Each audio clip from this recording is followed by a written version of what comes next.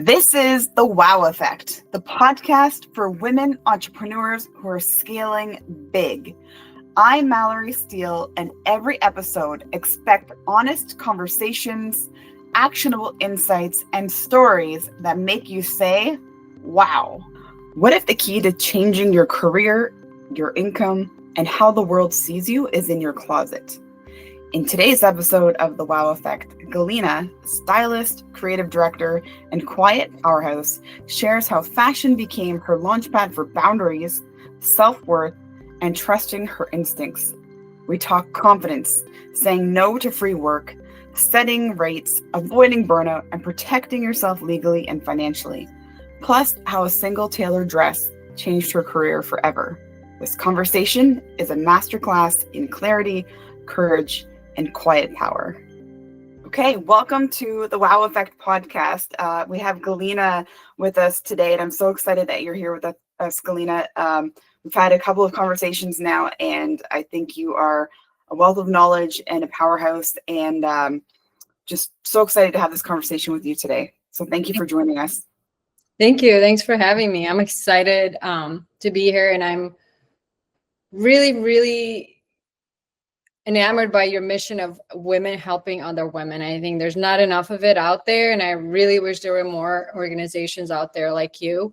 And I really am very proud to be part of this. So thanks for having me. I appreciate that. And I wasn't going to go here right away, but with you saying that, I picked up right away that you are a huge advocate for women and you are very involved in that. Are there other things you're taking part in? Like, what are your perspectives around that? It's women, and it's also people who I feel are not in a position to negotiate things for themselves. I come from an industry of freelance, which means there's no HR, there's no laws locked down in place for us. A lot of it is very fluid, minimal government. I think California has the best laws to protect artists and freelancers. In Illinois, it's not as much, and I'm sure other states as well. But what that comes down to is that you have to set boundaries for yourself as a woman and as an employee, as somebody who's working with a client, and that comes to everything in terms of how you get treated, how many hours you're going to work, how hard you're going to work, how is your crew going to get treated. And then that could be, a lot of women who are doing styling and fashion. It is a lot of women in this industry. So I feel like I am advocating for me and my team when I'm speaking up, if we're being pushed too hard or if we're being thrown under the bus because something is not happening. Case in point, just the other week, we had a photo shoot, and we had a client on set who was making a lot of changes to a preset rhythm. Everything was pre-approved, and then all of a sudden we got on set and we have a lot of items to shoot, and things were being moved around or something got changed. And so the rhythm got killed. So we fall behind. And then, of course, at some point, someone says, well, the wardrobe team really needs to step it up and, get these models to set quicker. And that's when I kind of like, whoa, let's bring this back.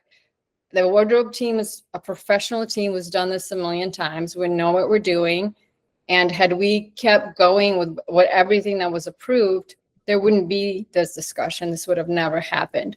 But it's happening, the delay is there, but it's not on the team or any of their execution or their knowledge or the hard work or any of that. It's coming from somewhere else. So I spoke up and I mentioned that it's just a small example of how you stand up for the team that's working for you.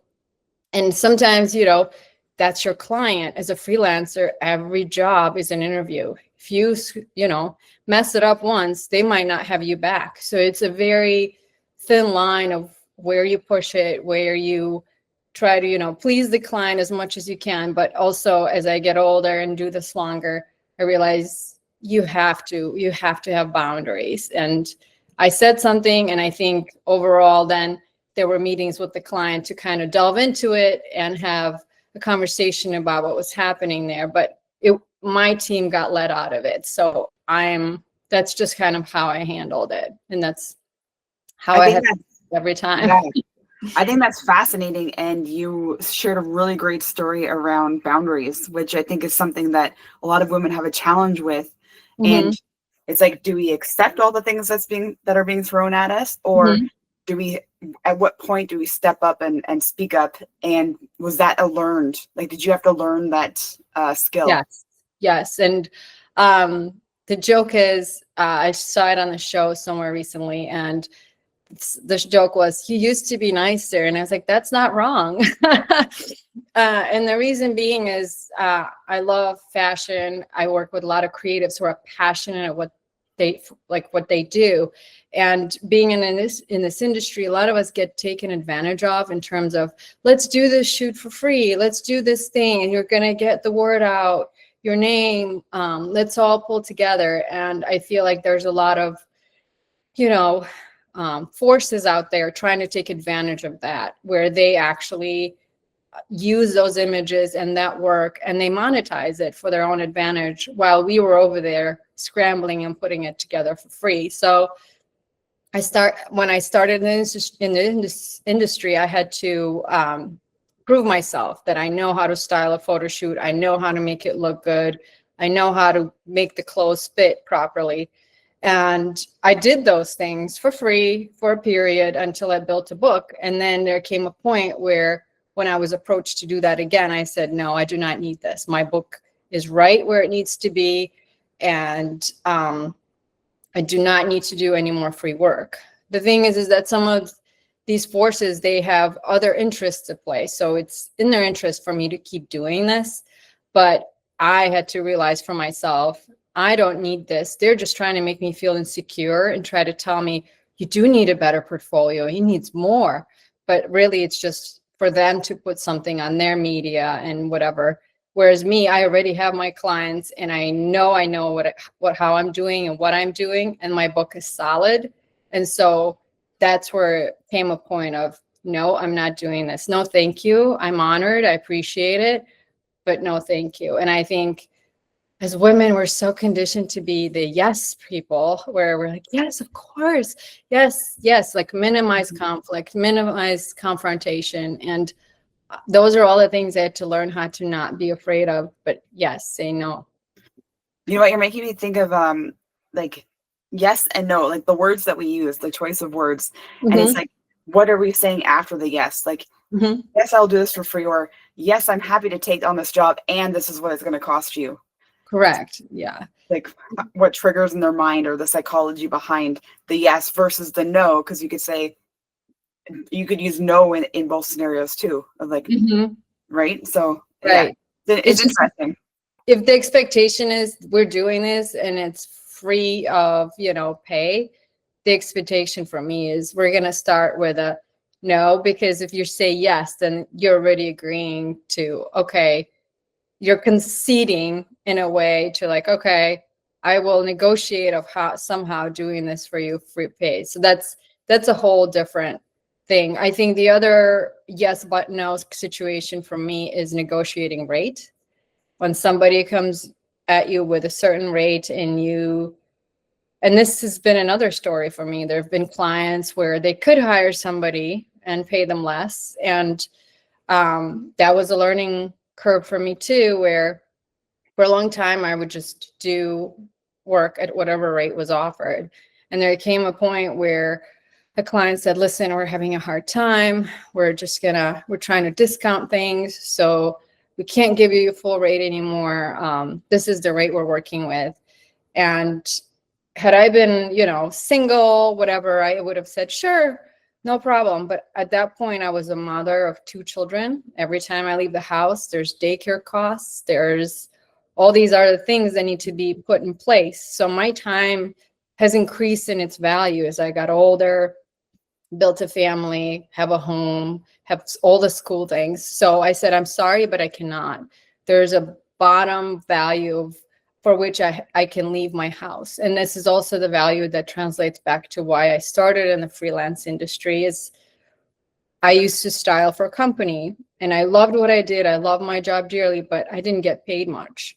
And so when we started to think about having a family, my husband said, well, listen, I know you love your job. I'm fully supportive, but just think about the fact that what you get paid is what we will pay someone to watch our child, basically equal amounts. How are we going to handle that? And that's just a sad, really situation in this country and how things are set up. As a woman, we are so often having to step back from our careers and doing what we love because we're not being compensated properly, and childcare is so expensive. And I can't stress that enough. So I had to rethink about how I'm going to keep doing this. And that's when I started to go freelance, knowing that I would get paid more, but I would work less out of the house. And that would balance the time being with my child and then being able to pay somebody to watch my child while I'm gone. So that is why I went freelance to begin with. And so I deeply, deeply encourage other women out there, when you're have that fork in the road, find a way to not leave the workforce entirely. Find a way to freelance or volunteer or do things. I know it's so hard being a young mom. Just kind of stay tip top, whatever you can do, whatever you can manage, but hang in there, because as the kids get older and they need you less and less, you will realize, oh shoot, what's the next step? What's the next adventure? What's coming at me next? And at that point right now, my kids are getting just a little bit older now. I so do not regret, I'm so grateful I didn't give this up and just became stay at home full time, that I still have this, because now I'm building this up even more. And I'm so excited. That's such a great advice. You stayed plugged in and connected, right? The connections are network and staying plugged into learning what your desires are, and as they evolve over time too, right? If you take that pause and you step back completely, you may be starting from scratch of even wondering, what is my purpose? Right. And then going back actually to the rate situation. So that company ended up hiring somebody for less, and that didn't work out for them. The client didn't love the execution, and they had to come back and say, all right, Galina, we need you to be the cleanup man here and clean this up and make the client happy. And I did. I came in, I figured it out. The creative director was very happy with the product, but I got paid the rate that I wanted. And go ahead. Sorry, I was gonna say, some women could say, like, how did you find the confidence to stand your ground with the rate? But it's not even a confidence question; it's a logical question, right? Logically, it didn't make sense to work for the lower rate. Right, and I'm doing this again now with a different client, where I had a set a rate, advertising, knowing this company's revenues are over 100 billion, right?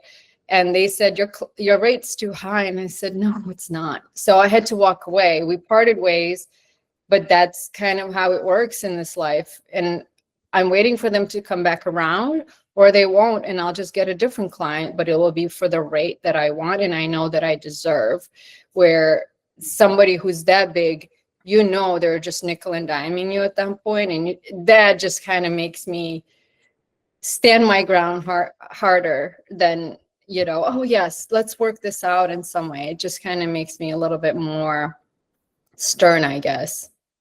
Well, yeah, you're not afraid to stick with your core values, and you have non-negotiables.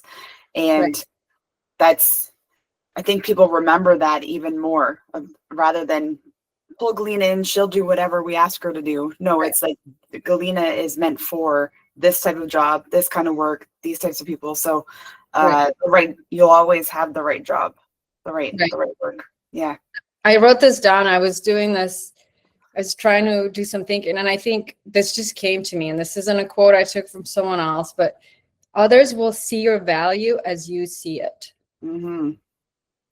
The way you value yourself, the way you carry yourself, people will respond to that, and they will see you how you see it. So I really want the women out there to value themselves and realize how much they're bringing to the table, and to not minimize that in any sort of way. So that leads us into your perspective around fashion. You shared a little bit about fashion from your childhood and into today. Do you mind going down that pathway a little bit? Sure. I've always loved fashion since I was a little kid. I'd be locked in my room, drawing princess dresses for hours on end. that was growing up in Uzbekistan and Central Asia. And then when I was 13, we moved here to the US. And of course, things were tough when you're translating, coming from a third world country to the United States. So there was a lot of thrifting and being very budget conscious, which led to me going to school in repeated outfits from the Salvation Army. And I didn't know, I'm a kid, but the way things shifted for me, from the way I was treated in the country that I was from to when I moved here, and the way I dressed and all of that, it just really affected my friendships, how people looked at me, and it just kind of really deeply affected me. Yes, it made me sad, but it also really made me analyze how people perceive other people. As shallow as it can sound, it really, really affects our paths in life. And I started to pay attention to fashion and how I dressed. And from that was in middle school. By high school, in the yearbook, I was in the fashion section because of the outfits that I was wearing. They were still from the thrift store or TJ Maxx because I couldn't afford anything more. But it's by way of analysis and thinking what's in fashion, how it looks, that I've made it from being shunned to the fashion pages of the high school yearbook. And that leads me to my other fun story is when I went freelance, I was doing these free shoots for an agency so they would sign me. The agent said that she was vetting me to make sure I knew how to style a photo shoot. And so I was in this process of limbo, free shoots, not getting paid, trying to get a contract with this agency so they would start actually booking me for real jobs. And the point of pivot came for me when they were having a holiday party. And I decided I was going to make a statement. So I went and bought a dress, which I still couldn't afford, real designer, Neiman Marcus, all of that. H&M collection by Maison Margiela, which is very edgy designer. And I then took it to a tailor and customized it further. I wore this dress to the holiday party, and the owner of the agency never spoke to me. We didn't know who we were to each other, but my friend caught an earshot of the owner saying, "Who is that? And is she signed by us?" And after those words, within 2 days, I had a contract in my mailbox to sign with that agency. And I was with them for 10 years, learning all the ropes. But yes, that was a huge point. And this brings me back to the way you present yourself, the way you dress is power. It's quiet power, it's soft power, but it is there. And that's just how my life changed and the trajectory changed just based on how I presented myself. I love that. I love the story and how you've, you tied it in, and it's kind of the story a little bit behind your brand. I don't know if you advertise it that way, but it is. It's a part of why you do what you do and who you are today. And there may be a lot of women who didn't experience that or never were told how to dress or how to present themselves. So any guidance you have for those women who are today maybe new in business, trying to build a business, and the whole thing around what you said, the power of dressing, how our image can suffer if we don't show up the way we should. Right. Yeah. I think the basics of it is you just have to study who your client is at that point. The way I do it is I have a whole variety of clients, right? I always keep my style the same. Wear what you feel comfortable in. Don't put on huge heels if you've never worn them before. But also, maybe it's not sneakers if it's a traditional company. So you kind of have to see how is their leadership dressing? How is their brand projected? And keep the essence of what you're wearing true to yourself, but maybe adjust, as we call it in our industry, the vibe. Change the vibe. So when I dress for a certain client, if I know they're edgy, I'm going to take it there, but I'll keep it within my own limits.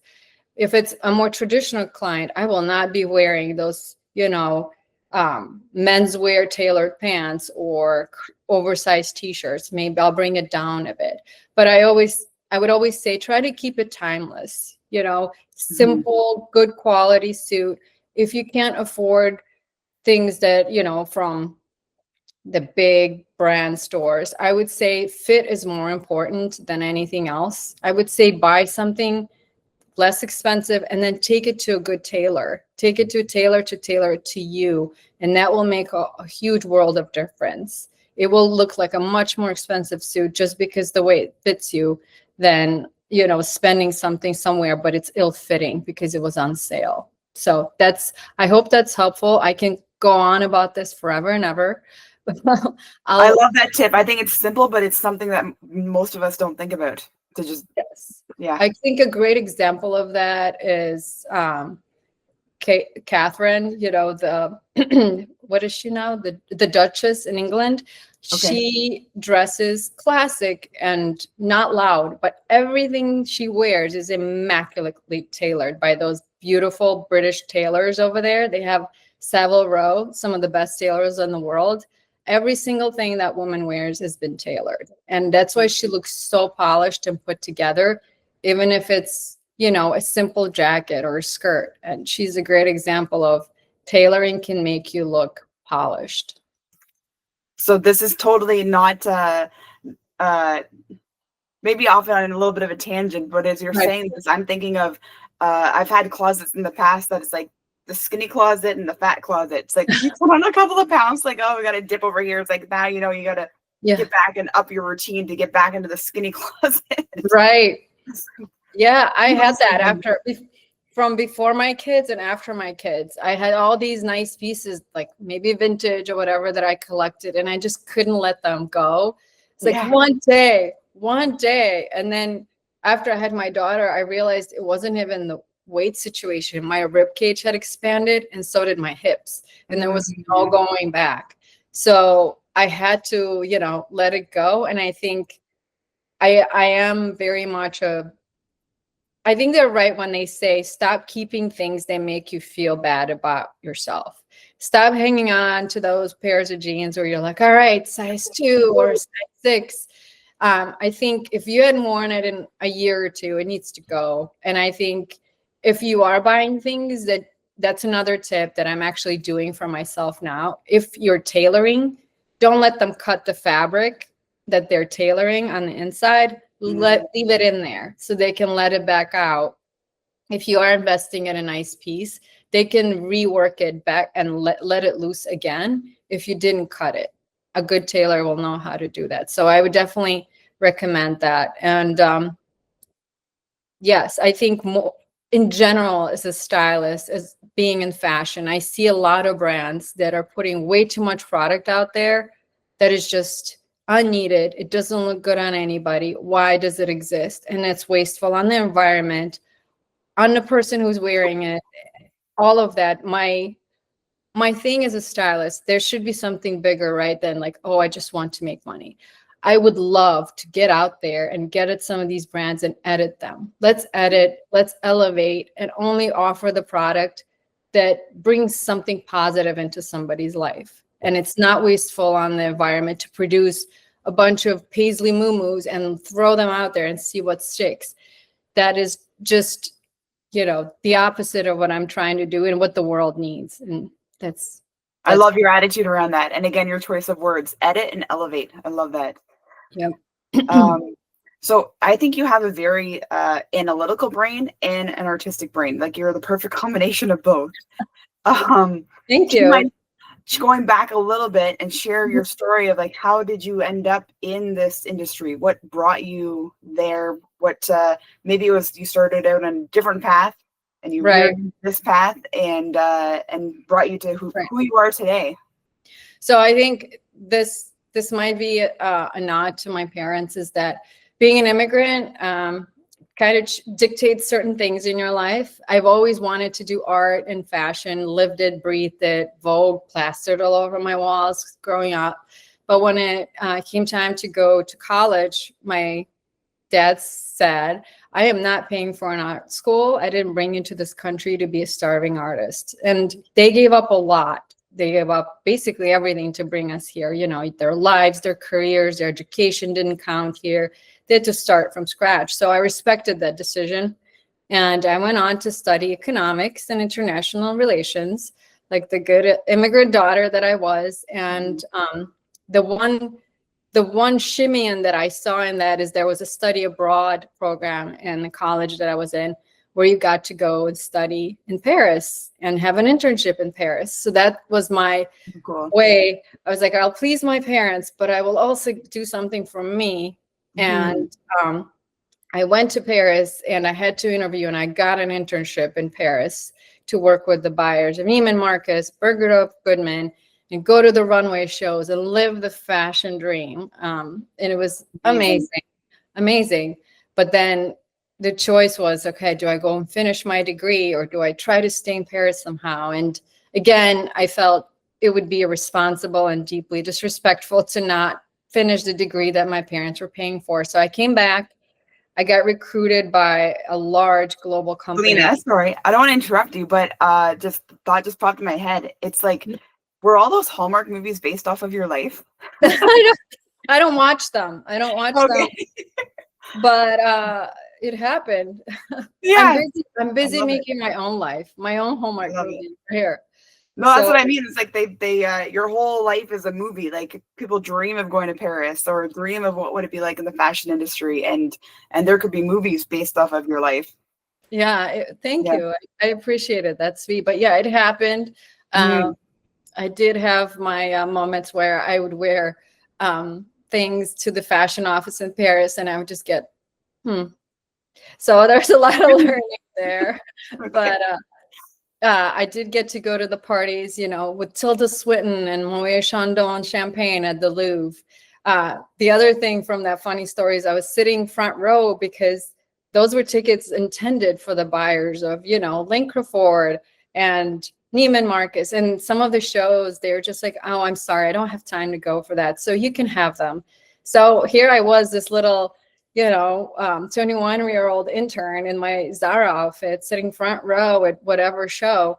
And one of them, the editor, I think she was from Harper's Bazaar, she goes, oh, honey, I have these tickets to this party, but I can't make it. Would you like them? And so she gave me these tickets to a Victor and Rolf launch party for their magazine. And I brought another intern, my friend. And yes, we saw Tilda Swinton, and we were living it up for the night.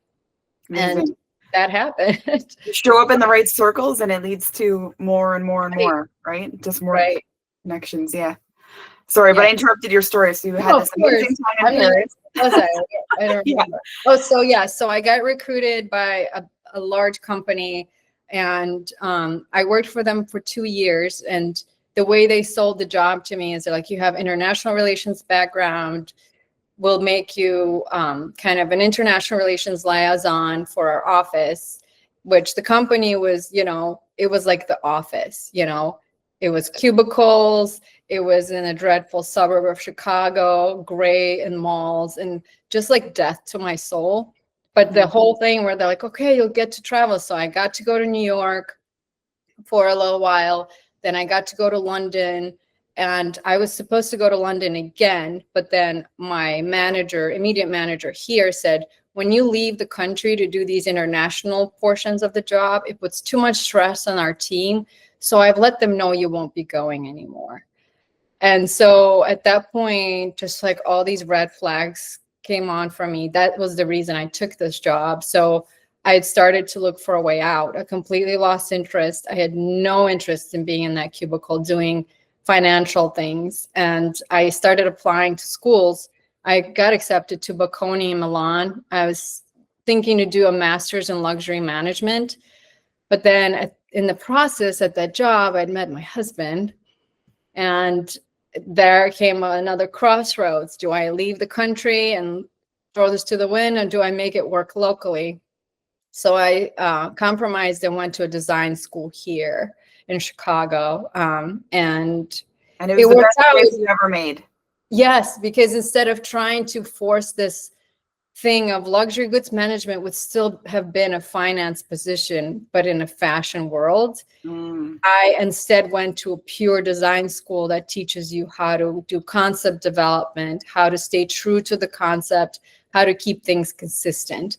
And the whole styling, the fashion thing, the design school is actually for interior design. But when I graduated, I think it was 2010, and we had our crash, a financial all these designers got laid off. I couldn't get a job to save my life. And if I did, it was like $12 an hour. Couldn't survive on that. But at the time I was working for Bloomingdale's as a salesperson just to pay my rent. And they said, well, you finished this design school and we know your style. And I always dress well for work. I've been noticed again.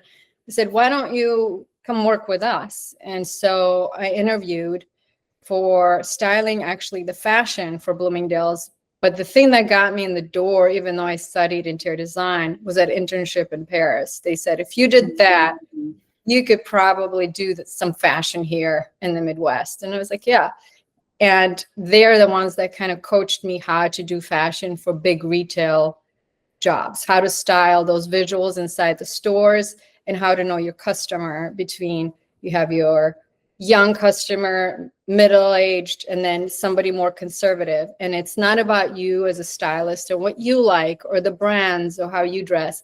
It's about zeroing in on who's your client and delivering that variable to them, delivering for their customer. And that's what has gotten me to where I am today, is that I come in and every meeting I ask a million questions about the big picture. Where are they trying to get to as a brand? Who are they trying to emulate? Who is their client? Do they understand their client? If they don't, you will never deliver because they don't know what they want to begin with. So, and once I get that picture, that's when I dribble it down to clothing. And it seems so straightforward. Oh, just look at this nice outfit. But it's going to be different whether, it's Crate and Barrel commercial versus, a Nike ad. Very different clientele, very different approach.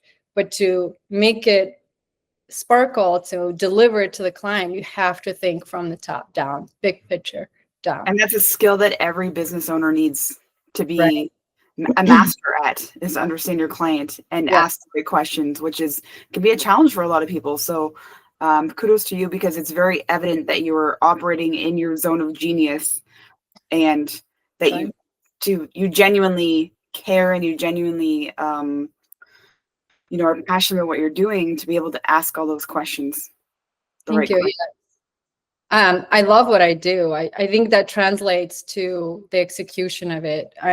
When I'm on set, when I'm styling, time doesn't exist. When somebody tells me to stop, I stop. But I'm not clock watching. I'm not checking every 5 minutes. When is it going to be over? Like I did when I was sitting in that cubicle. And that's what I think. I will always do that for my children. I think my parents had the best intention, but I always wonder what could have been had I gone to New York, had I gone to the schools out there, and the trajectory I would have had then. So I do want my children to, and I want the people and the business owners, obviously, if you're taking on your own business, you're already passionate about it. You wouldn't take on all the risk and financial responsibility to get there, but keep that passion alive. And I think you have to marry it with the execution and the hard work. I always drive my team hard, and they know that when they are signing up for work with me, from the tailors to my assistants, they're like, come prepared to work, because Galina is going to make you work hard.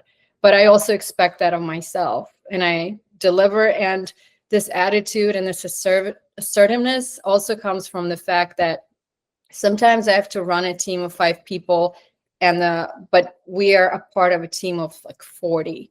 And there's different components, and there's big budgets involved, and time is of the essence.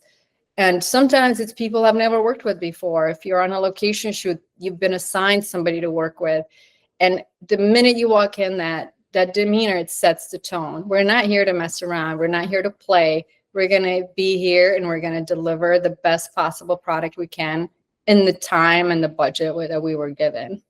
Galina, is there any, I'm just curious, is there any rituals or habits that you implement or prepare yourself with, like to keep your head in the game, or to start, just with you sharing, you're constantly, it could be a small team, a big team, different people you've never worked with before. Is there any preparation that you have to do, or you live a prepared life to be able to handle whoever it is that you're having to work with? I think there's a lot of that has come with experience, I think. And I can't tell you that I have a formula because every client is different. Everything from their environment to their approach to their expectation is different. So you kind of have to play this game of who you are and you know what you can do and their expectations, and you kind of fall somewhere in the middle. But what I don't do anymore is unrealistic expectations. I've done that, and it was a major failure for me internally. I was put in a very stressful position, and I realized I basically told my agency at that point, I have to walk away from this client. It's a huge client, but I can no longer work under this environment because it was so toxic and stressful. And I was at that time trying to get pregnant, and my health was just suffering very, very bad. And my doctor said, it's your job. So I put the cross on it, and internally the agency had to figure it out because my immediate agent said, well, you have to suck it up because you're represented by us and this is a huge client and you have to keep at it.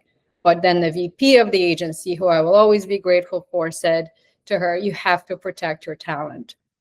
This is a business relationship and we appreciate it, but your number one job is to protect your talent. And guess what happened? When that VP left that agency, soon after, so did I, because I wanted those values. And when they were no longer there, I really didn't want to be with that agency anymore. And I think the advice here is that when you put in this position where you know things are happening and your instinct is telling you this is toxic, what this client is asking for is unacceptable, and I don't know that I can deliver. Now I'm very honest with the clients, and if there's a middleman, I always make sure I say, you have to be honest with the client about what we can deliver, because I'm no longer putting myself in a situation where somebody else promised the sun, the moon, and the stars, and then I have to be the one who actually delivers it. I don't think so. Yeah. So, yeah. I think part of what makes you a powerhouse is how clear you've gotten on your expectations, which then leads to how quickly you can make your decisions. And, knowing very clearly what are your values, who are you willing to work with, not work with. And this is a little bit off topic, but offline, we talked a little bit about your gut and how you follow your gut, and sometimes you don't know why. Logically, you don't really know why, but listen to it, follow it. And do you mind sharing the example that you shared with me around COVID? Of course. So this is something that I'm taking on now as a business owner. There's anxiety in the industry out there, what's happening with the jobs and the AI and all of that. And I was talking to somebody that I'm working with for my marketing efforts about all of this anxiety and that I'm worried. And his advice to me was said, you cannot lead your business in fear. It's going to translate into everything, and it's going to poison things for you. And that led me to think about how things transpired for me in COVID when I went against the grain completely. And this was something that had to do with our home and living situation. We're living in the big city, my family. I grew up in the big city of Central Asia, so I always thought I'm a diehard city girl. But then something started to shift in the environment there, and also internally, all of a sudden I got this feeling like of expediency that we needed to leave the city.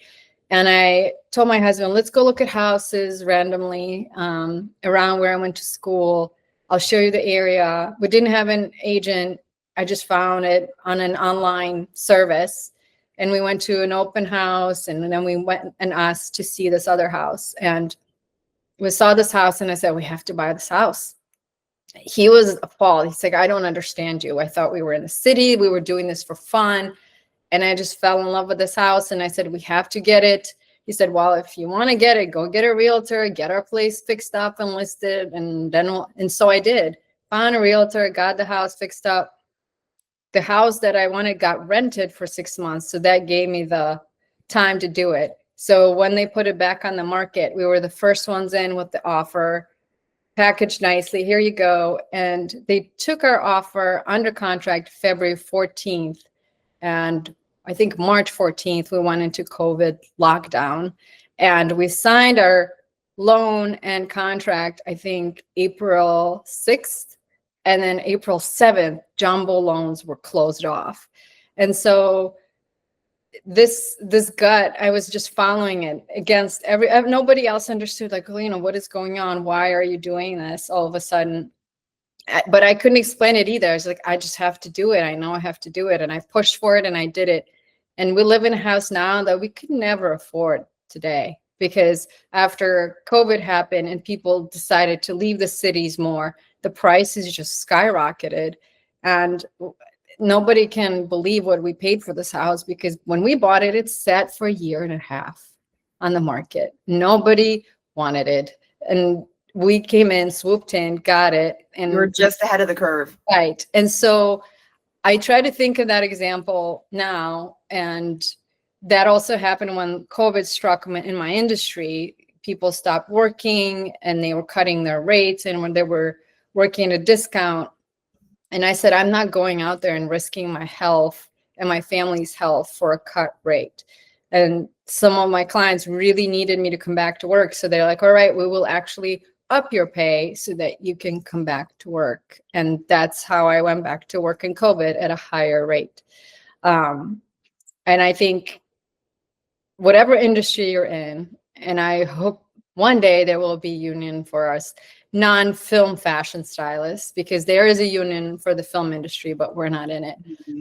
But I think don't undercut yourself. I know you're trying to maybe be competitive more with the competition, and I understand that, but always do it at a value that makes sense to you, that you can sustain as a business, as a person, that you can pay all your things. Because if you're undercutting below that line, you're shooting yourself in the foot, you're shooting your competition and your entire industry in the foot. You're bringing down everybody by cutting that rate. And that's how it's always been in capitalism, right? Every single dollar you have to fight for. No one will ever pay you a penny more than they have to do that job. And that's where you have to fight for every penny. I love that. You've shared so many gems today, Galina. I've really appreciated and I really enjoy our conversations. And just as heading towards a wrap up here, sure. If you were to go back to your younger self to offer your younger self some guidance, what would you tell to your younger self? Oh my gosh, what a question. I think that feeling that I had when I was, having a hard time moving here, learning languages, trying to find friends, that feeling where it was, you are more than this. You are more than what's happening to you in your life right now, whether it's, bullying or struggling financially or being rejected for whatever shallow reason. And inside there's that little voice is like, you're more. And sometimes you press it down and you say, but no, these people are right. No, I should. But I don't think you should. You are more. I see where I am now in my life now, what I can offer, the vision, the hard work. It's all there. It's always been there. And I think it just took going against the grain a lot, going to a design school that my parents didn't want me to go to, doing the things that were at the time felt and looked insane, leaving a well-paid job in the finance industry and go be this poor, whatever you're going to be. I think believe in yourself. Whenever it sounds corny and you're going to hear it a lot and you're going to say, oh, it's just a bunch of, no, it's not.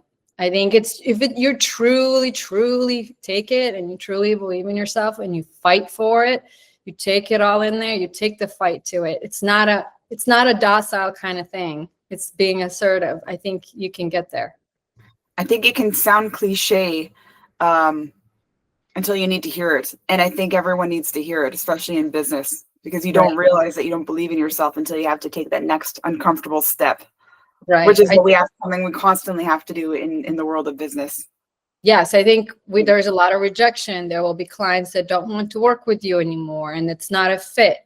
And I think you just have to keep going because you will find your people. You'll find the people who believe in your talent and what you're doing.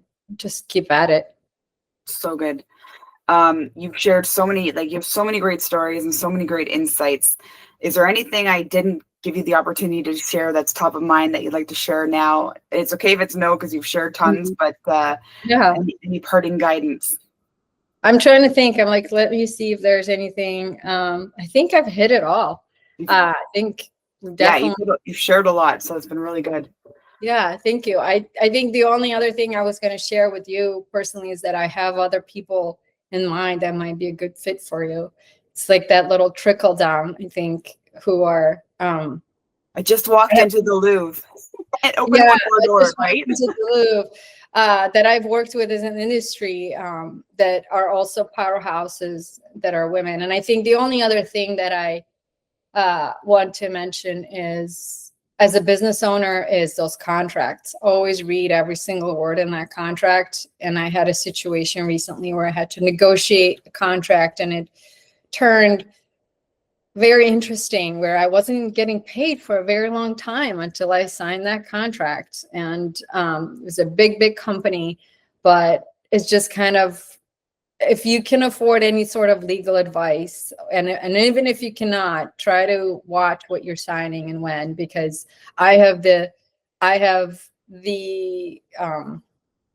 fortune of having somebody in my life who is an attorney, a couple of them, who can help me read and find flaws and liability issues. And they've been protecting me, and I'm lucky for it. And I would just advise anybody who owns a business, please be careful with what you're signing. I think that's a word that doesn't cross many people's minds when they're first jumping into business.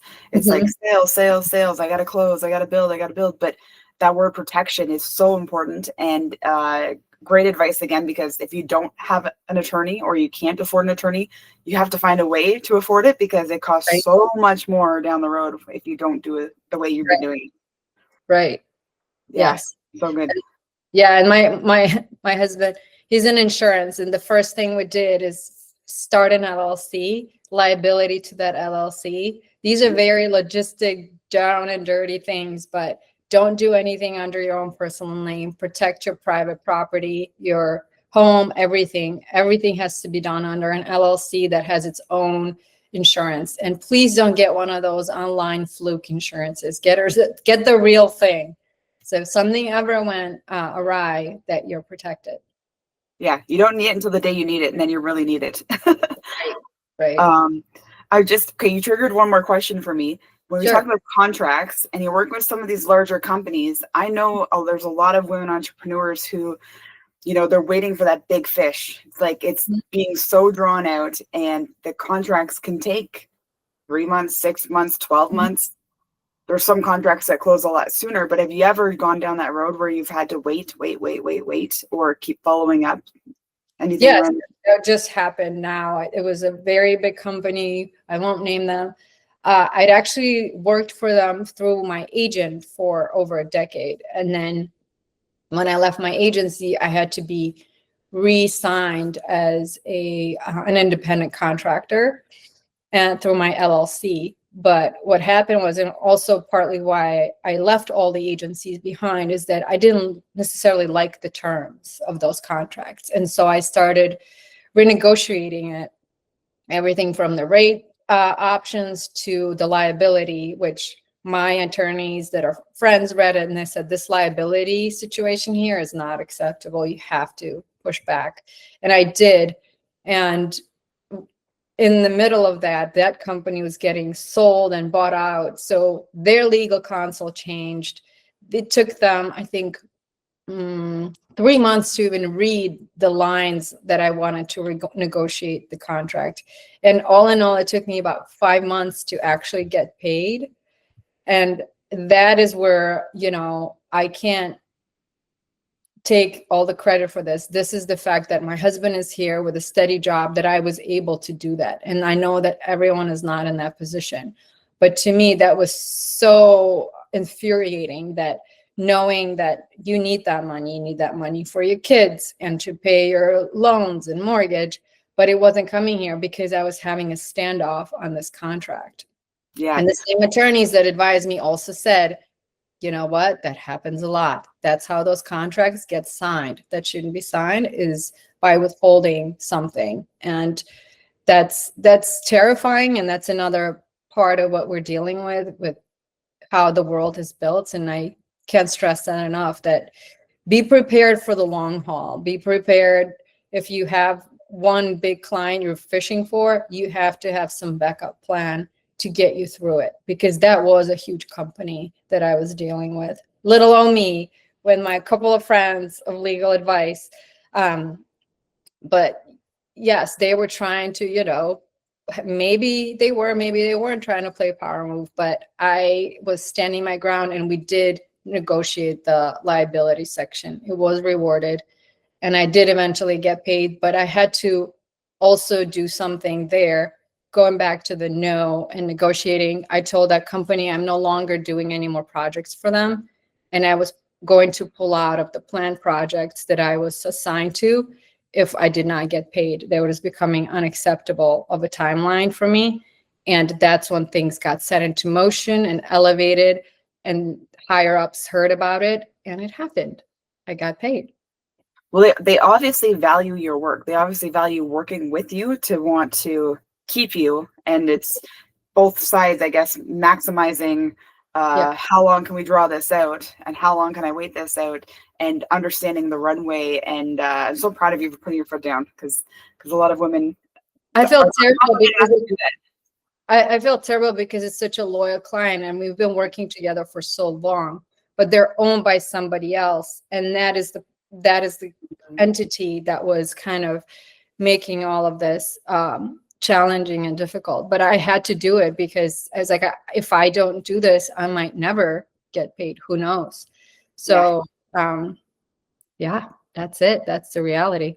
Thank you for sharing that. I know it can be a little bit terrifying for some women, and it's also normalized. We should normalize it, because you get into these situations and you think, am I the only one waiting forever for this contract? Mm-hmm. So it's good for women to hear that, no, it's a normal thing. Right. There's still things you can do to negotiate and get paid sooner and whatever, but to know that that's normal and you're not alone in that, I think that's helpful. I have to say, the bigger the client, the longer things take. There's a lot more hands. The bigger the company, the longer the approval process, more hands are in the jar. One person agrees, one doesn't. Everything becomes way more complicated. So if you're looking for the big fish, I think sit down and really think how much pressure you want to be under, how long you want things to take, because the medium fish, sometimes they might not be the biggest client, but they might be a lot easier to handle. You'll have FaceTime with the leadership more. You'll be able to explain to them what you're doing and how are you getting there. And that will trickle down to making things a lot easier on the execution level. Whereas when the big companies are out there and you never see or meet that leadership, and they get your message through telephone, and you get their message, things get lost in translation. And then the end product is not always what they wanted or what you wanted to put out. But there were so many people in the middle that's what came of it, and it's done. So I love it. That's true. So many gems. Thank you for sharing all of this. There's so many gems. So, Galina, thank you for joining me on this podcast. I really enjoyed it, and we'll have to probably do another one in the future, because I feel like we could go down more rabbit holes with all many tangents. Thank you so much for having me. This has really been a treat. I love putting the message out there, and I really, really am grateful for women like you who are out there who are empowering others. I really, really am wanting your message to get out there, and then whatever else I can do, please let me know. Thank you. I appreciate it. Thank you so much. Thanks. If you enjoyed today's conversation, make sure to follow the show so you don't miss an episode. Subscribe to our YouTube channel, and you're going to love what we have coming up. If you found value in what you heard, share it with a friend who might need it too. Until next time, keep building your dream life and your dream business.